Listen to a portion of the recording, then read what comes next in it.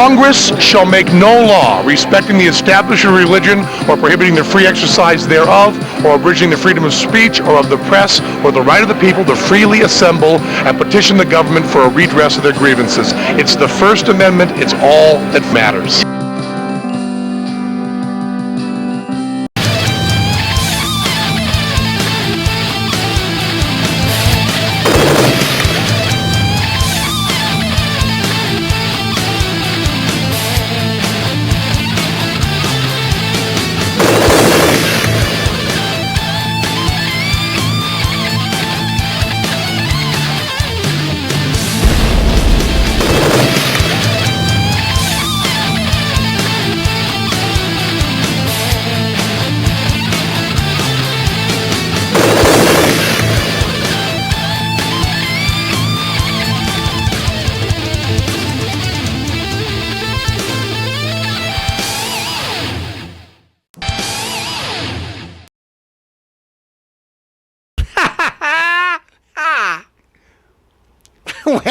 Wait a second.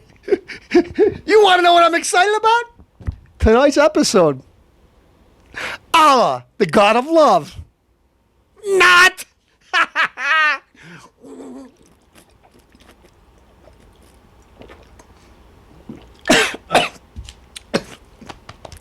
You're not supposed to drink. In Islam, little we folks know, they drink. They lie. These terrorists, before they blew up the buildings in 9/11, what'd they do? They went to strip clubs. Oh, producer, you know, would you meet them out for a drink? They went to strip clubs, and they drank, and they partied, and they did drugs. You know what? A lot of them are homosexuals, too. But when they get caught in their country, it's not like shame on you for coming out of the closet. It's death. Why am I so excited about tonight's episode? Because we got a little local event, news alert, that proves Castellano's point. Folks, it hits home. Watch the news. Castellano's watching TV 10 tonight. What do I see on there? The reason I'm looking at my little cheat sheet because I can't see this insect's name. Fahim Abdul Jali. What did he do? What did this gentleman do? First of all, he's an ugly, ugly man. An ugly man. His nose looks like it was on somebody's windshield. After like an insect that he is. Anyway, he came to our country along with his cousin. His cousin decided, you know what? This America's a great country. I love it. Cute people, guys. She dances to some of the music. But anyways, Mr. Abdullah didn't like her. You know why? She stole his gold chain? His Nintendo 64? No. He didn't like her because she acted like an American. Woman. A woman. And she acted like an American. That evil girl. What'd she do? She danced. She had a boyfriend. Somebody she liked. You know, mind you. Was she sleeping around? No. She acted like an American girl, an all-American girl. So how did cousins, you know? Fahim Abdul Jali, how did he handle this? Well, he went over to his cousin's house, and he got a knife, and he repeatedly stabbed her because that's what they do in their country when somebody acts like an American. Because remember, we're sluts in America. We're pigs. We can't show your face. You can't dance, and women shouldn't be heard. Women shouldn't talk. Women shouldn't think for themselves. In their country, women are like dogs. As a matter of fact, dogs are more valuable than women in Muslim countries. Anyways. Claim self-defense. Yeah, self-defense. They should lock up the lawyer, too. And Sharia law says this is okay. That's what they do. Folks, just in Buffalo, last year, a year and a half ago, a guy beheaded. A guy had a cable access show, and what did he do? Respected, we're going to talk about this. And what did he do? His wife acted like an American, so he beheaded her. He killed her. Threw it all in the backseat of his car. That's what these people are. Okay? You're women, Ellen, you think that you could be Rosie O'Donnell? You want to sit over there, no, we shouldn't do this, we shouldn't do that. They don't care about you, Rosie or Ellen. You'll be destroyed in their country. Richard Simmons, you wouldn't be doing no exercise tapes there. They'd be exercising your gullet all over the place. Ellen on the war show just recently was dressed like a cowboy. She's over there acting manly. Folks, she's no John Wayne. This is an insult to us. But anyways, they don't take it too lightly. I bet you if they're watching, they don't let their wards on her over there. If they're watching that, they can't wait to destroy this woman. You know what? Ellen, why don't you take a vacation to Iran? I'll pay for you. Anyway, folks, let's get back to the Rochester story. Put his face up. This cat is beyond Castellano's belief. I'm going to tell you how politically correct and how much our country has gone downhill because of this.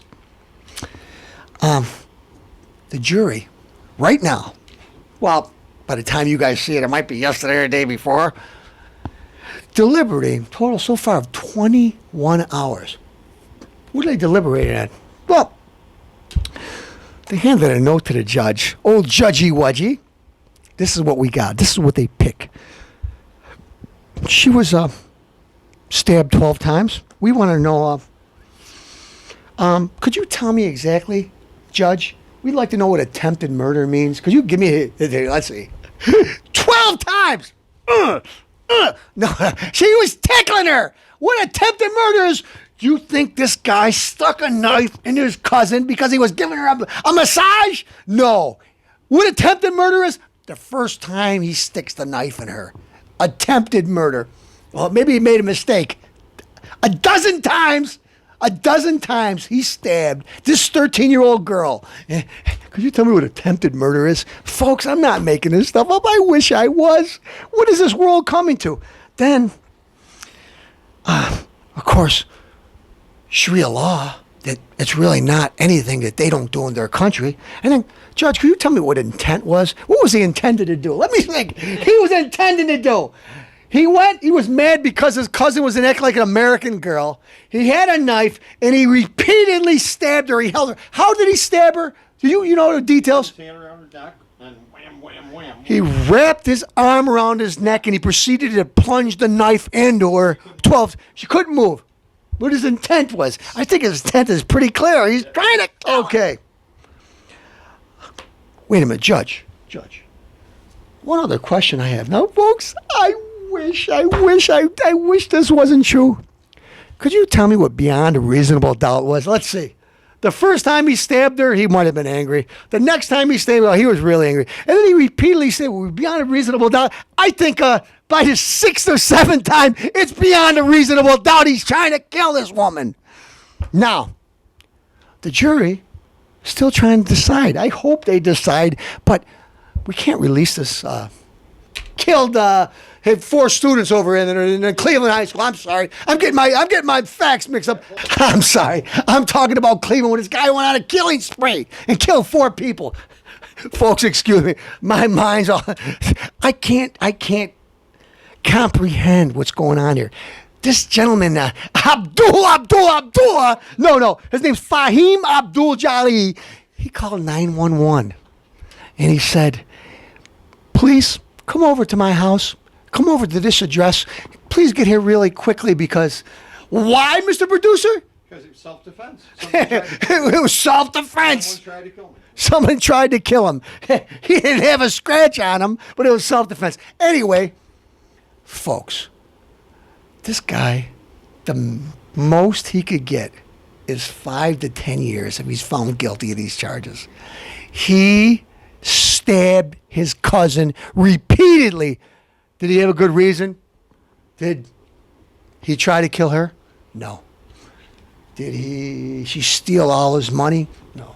Did she put something on YouTube or something and him being in a position he shouldn't have been in? No. No reason other than she was acting like an American. So this is what we're dealing with. Beheadings in Buffalo. repeatedly around the country. Check it up, folks. You folks like to get on a computer. They do this all the time. These people are insects. They think their God is a God of war and not a God of love. Castellano, are you saying Islam is like this? Yes. It says you're either you convert to Islam or you're an infidel. There's no in between. There's no homosexuality. So, folks, if what's that goofy show there? How I Met Your Mother? You want to come out of the closet? They kill you. What is Castellano trying to say? I'm trying to say is this happened in Rochester. And you gotta think 21 hours if this guy's guilty or not. Folks, if it was up to Castellano, this guy would be strung up and hung. I don't care if he's a young, he is an insect and he's not going to grow up any better. What do? We bring him to Guantanamo Bay and we release them, and 60% of them we find or kill on the battlefield a couple months later. There's no talking to them. There's no reasoning with them. They're insects. You know what you do to insects? You squash them. You're watching a Rick Castellano show, and you know what? Get this coward out of office, put me in there, and believe me, this stuff will stop real quick. Reagan had 3 American soldiers hurt. And what did he do? He sent planes, fighter jets, and he hit every one of your strategic locations, your missile bases, and he kicked your butt. And what'd you do, you coward? When Reagan went in office, Jimmy Carter's there for 465 days as president. Iranians had held us, our hostages in the embassy. Oh, folks, well, can't we all get along? And the gas prices went up like they're going up now. We had odd, even days we could go get gas. Oh, folks, I'm a peanut farmer. I'm a community activist. I believe in kumbaya. You know what they did? They laughed at us and they scuffed their nose at us for 465 days. Ronald Reagan said, "You elect me president, and I'll get the hostages back right away if I have to go over there and start blowing up buildings, bases, and take our people back." Guess what? The day he was inaugurated, when he's swearing in the White House, they released the hostages here. He wasn't even president yet. You know what? He held to his word. They're afraid. The only way we're going to get our respect back, they got to be afraid of us. If it's going to be a war, they want to blow up buildings, they want 9/11, they want to fly planes in our buildings. It's time to kick some butt. White, black, red, and green. All Americans, Asians. If you're in America, Hispanic. A lot of Hispanic people have a lot of pride. They won't take for this crap. Folks, let's band together. Let's fight this enemy. Do I want innocent women and children to get killed? No. But when you're in a war, sorry, there's nothing else we can do. Because if we don't, they're trying to get us all the time. Every day they got plots. And you got the President of the United States writing a letter. Not anybody else. President, I'm sorry. Please forgive us and it won't happen again. And they kill American soldiers. This guy's an insect. This is the same guy that bowed to the Saudi king. You're the President of the United States. You don't bow to anybody. But you did. When you went there and when you're a senator, you went to Kenya, you wore a Muslim garb. When you're over at the New York Times, what'd you do? You did your little Muslim morning prayer in front of everybody. They don't want to talk about it. Am I saying you're a Muslim? No, I'm saying, President, you got no... I can't say the word, but you got no gumption. You're a little panty waist. You got big Dumbo ears and you got a nose like Pinocchio. Oh, you don't have a nose like Pinocchio. No, but you know what? You're a coward. You shouldn't be leading our country. Folks, we can't take 4 more years of this. If we do, this country's going downhill real fast. They got us with gas prices going through the ceiling. Folks, I'm going to give you a real quick fact. Gas prices. You say, well, we're selling gas anyways. We're selling it overseas because it's so expensive. You're right. Mr. President, gas is a hot commodity. Think of all the gas we have, more than any other country. So think of all the people who go to work with high-paying jobs if we use some of it. Folks, it's time to put somebody else in office. Who? Rick Santorum, he might be too Christian because he believes in family values. He believes in man and woman, and he's too conservative, folks. We might have to have some rules. Rand Paul, everything he's good about the country as far as saving money, but his idea of fighting this war, he's not good. Mitt Romney, I think he'd be a pretty good president. A lot better than the guy we got there now that's bankrupting his country. Folks, $16 trillion. $16 trillion we owe. It's time. If we want to be safe, it's time to get this guy out of there. You're watching the Rick Castellano show. And folks, remember, Castellano, I'm not going to tell you stuff to be politically correct. I'm going to tell you the truth. Speaking of current events, folks, I don't know if any of you have been paying attention lately, but remember, what was it, Paytech? What was the name of it? Paytech, yeah. Paytech. Got their name taken off the field. Taken off the field down the road, Salahi or whatever, Sally Baba down the road. No longer Paytech. They're going to build a big 30-story building real high. Yeah. They're going to build 10 stories. They're going to build they're just going to tell you a story. Because now, have you been there lately? Big place. Maine and Clinton. Prime place in the city of Rochester. What do we have? We have a parking lot. They're paving it. Yeah, big project, Mr. Mayor. Oh, Mr. Richards. Oh, you got it right. Oh, a handshake and a Coke and, yeah. How good did that do? They got bought out, and what do we got? We got nothing. $80 million worth of teardown. $80 million. Didn't we borrow some of that money? And you know what? We also talked about it in a past story that, folks, you give an approximate bid, what's going to be, it should take about this much. The union spent every last cent. Yeah. You know what? What we get? We got nothing. We got a parking lot. There's all kinds of surprises here tonight. Excuse me a second. People say Castellano.